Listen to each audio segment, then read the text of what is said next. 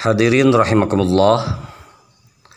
Yang selanjutnya di sini banyak juga pertanyaan-pertanyaan yang masuk selain daripada pertanyaan yang sudah saya jawab, di mana hamba Allah, calon-calon tamu Allah, tamu Rasulullah yang hendak berangkat pergi ke tanah suci, yaitu ke Baitullah dan juga ke Madinah Al-Munawwarah. Ada yang bertanya terkait masalah sejarah Ka'bah. Bagaimana dengan sejarah berdirinya Ka'bah? Tanah suci yang tidak lapuk oleh zaman selalu hangat diperbincangkan di berbagai kalangan, baik itu kalangan yang di kota maupun kalangan yang di luar kota ataupun di daerah. Mulai dari ibu-ibu rumah tangga yang ikut membicarakan terkait terciptanya suasana kehangatan ketika berbicara masalah tanah suci yang erat dengan haji maupun dengan umroh, sehingga terciptanya rukun haji yang kelima, hingga bapak-bapak jenderal sekalipun, pejabat sekalipun ingin mengulangi ibadah haji ataupun ibadah umroh dengan sanak keluarganya. Namun siapa sangka jika sejarah pembangunan Ka'bah ataupun Baitullah itu ada beberapa versi. Seperti Ali Husni Al-Khurtubi menjelaskan bahwa yang pertama kali membangun Ka'bah adalah malaikat Allah, yaitu tepatnya sebelum bumi diciptakan, atau diceritakan pada satu di dalam Al-Quranul Karim, yaitu yang tersurat, yang tertulis, yang tercatat di surat Al-Baqarah ayat ke-30. Allah murka pada malaikat dan kemudian berpaling. Akhirnya para malaikat lari menuju Arasy. Mereka menengadah sambil memohon ampun kepada Allah Subhanahu wa taala. Yang selanjutnya para malaikat lalu tawaf mengelilingi Arasy sebanyak 7 kali, seperti tawafnya jemaah haji ataupun jemaah umroh di Ka'bah saat ini.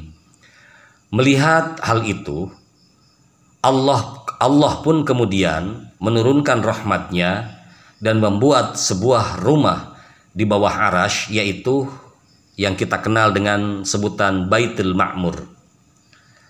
Dan Allah berkata kepada malaikat, "Wahai malaikat, tawaflah kamu sekalian mengelilingi rumah ini dan tinggalkan Arasy."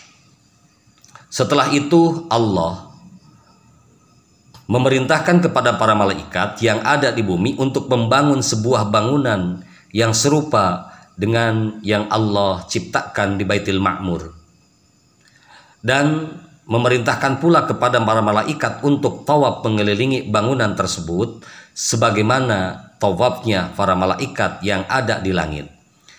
Nah, jika begitu, maka para malaikat telah melakukan ibadah haji ataupun tawaf itu 2000 tahun sebelum Nabiullah Adam diciptakan oleh Allah Subhanahu wa taala. Maka menurut sejarawan, yaitu menurut sejarawan yang lain, mengatakan bahwa Nabi Adam alaihi salam adalah orang pertama yang membangun Ka'bah. Pada saat itu Allah memerintahkan malaikat Jibril untuk menyampaikan wahyu kepada Nabiullah Adam dan Siti Hawa sembari menunjukkan lokasi. Maka malaikat Jibril pun menyampaikan wahyu itu, yang mana bunyi wahyunya seperti, "Dirikanlah untuk sebuah bangunan." Nah, setelah bangunan itu selesai dibangun, maka Allah Subhanahu wa taala memerintahkan Nabiullah Adam alaihissalam dan juga Siti Hawa istrinya untuk melaksanakan tawaf. Dan Allah pula berfirman, "Engkau adalah manusia pertama dan ini adalah bangunan yang pertama." Setelah itu lalu seiring Bergantinya waktu, sampailah di masa Nabiullah Ibrahim alaihissalam yang kemudian meninggikan pondasi bangunan Ka'bah itu. Meski begitu, para sejarawan sepakat bahwa Ka'bah pada hakikatnya dibangun oleh Nabiullah Ibrahim dan putranya yaitu Nabiullah Ismail alaihissalam. Menurut Fathur Rahman Yahya, hal ini dikarenakan Ka'bah yang ada sekarang identik dengan bangunan yang didirikan oleh Nabiullah Ibrahim alaihissalam dan Nabiullah Ismail alaihissalam. Mereka melaksanakan pembangunan Ka'bah ini karena diperintahkan oleh Allah Subhanahu wa taala. Allah berfirman di dalam Al-Qur'anul Karim, wa idh yarfa'u Ibrahimul qawa'ida minal baiti wa Ismaila rabbana taqabbal minna innaka antas sami'ul alim.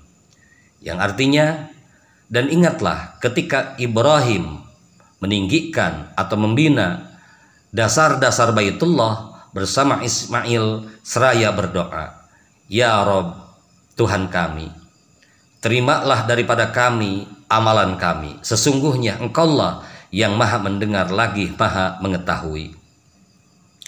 Yang selanjutnya di dalam karya Haji dan Umroh, uraian manasik, hukum dan juga hikmah, dan panduan meraih haji mabrur.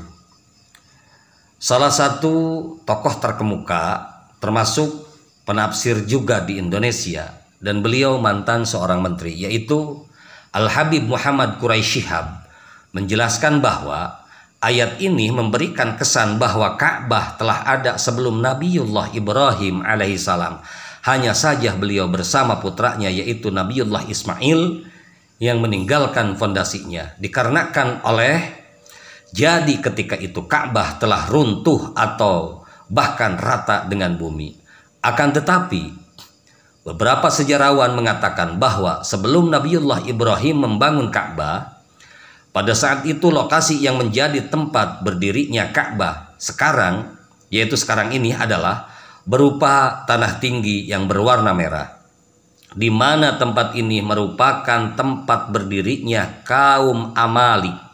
Siapa itu kaum Amalik? Yaitu yang sudah musnah sebelum datangnya Nabiullah Ibrahim ke Hijaz.